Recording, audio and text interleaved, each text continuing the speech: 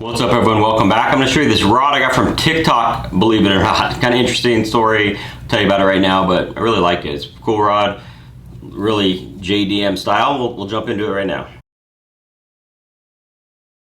Thanks everyone for watching. As you know, we do a lot of videos on bass fishing gear. It's really what I'm all about, doing reviews, unboxings, things like that. And this thing I'm going to tell you about now is really interesting and kind of how it came about. So this is a rod from Zunko, Z-U-N-Q-O. So I was on TikTok, you know, I post stuff there too, and this company reached out and wanted me to do a TikTok video about their rods, and I just kind of looked into the company. They looked really good, so I said, let's do it. So not, you know, needing to do this video on YouTube or anything like that, but I think it's kind of interesting.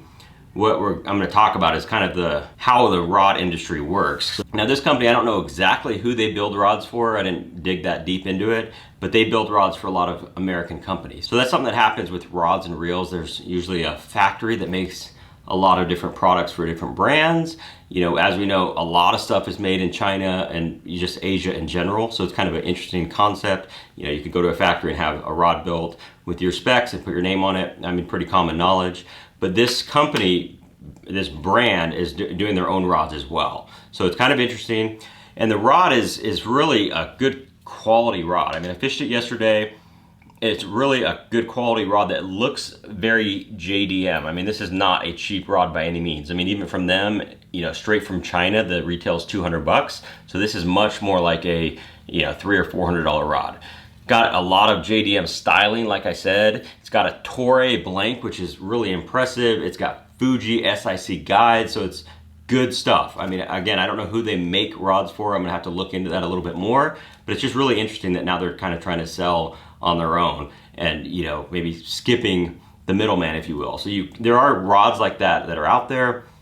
I haven't really messed with any of these. I haven't, you know, tried any of the reels, but I see those advertised all the time, you know, that are, you know, a lot cheaper than the brands that we use. But it's just kind of interesting how they are doing it. So like I said, I really liked the feel of it. It's kind of limited though in a way because just basically they didn't want to ship a, you know, one-piece rod from China. So it's a two-piece rod, which is actually pretty common in other parts of the world where cars are not very big, especially like Japan. They have a lot of rods where the handle, you pull the rod blank out of the handle. It's a two-piece that way, just because they don't all have huge trucks like we do here and boats and a lot of space. So two-piece bass rods are really common in other places. Even in America, I personally like a one-piece, obviously if I had the choice. But other than that, it was a really good rod. I caught fish on it. It's a medium, so I used it for a jerk bait. I threw this just weightless Senko on there, and then a Senko with a little nail in there, just because I was trying to think what I could throw on a 6/8 medium.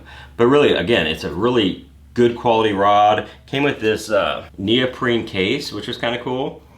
But again, a two-piece, so I think I'm gonna use this, maybe keep this in my truck with a reel, so I have something to fish at a moment's notice. It's really easy to store it.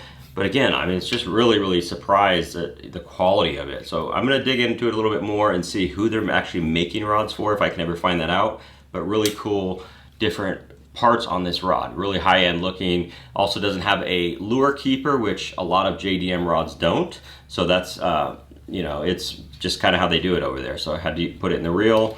There is no little keeper or clip, but you know, metal winding checks, and just really, again, really sharp looking rod. So I was really surprised by that. Really don't have any more information on that. Just wanted to kind of tell you that you can get stuff off of TikTok and places like that, and they're actual products that are good.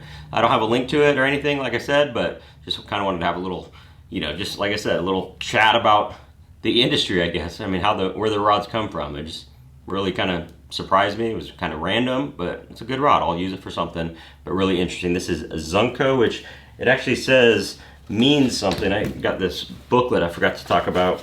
Zunko means, yeah, I mean, they got a lot of different kinds of rods. They've got the Zungo, the Heritage, the Demoni, the Zunko S, the Fire Stick. I mean, really kind of interesting stuff here.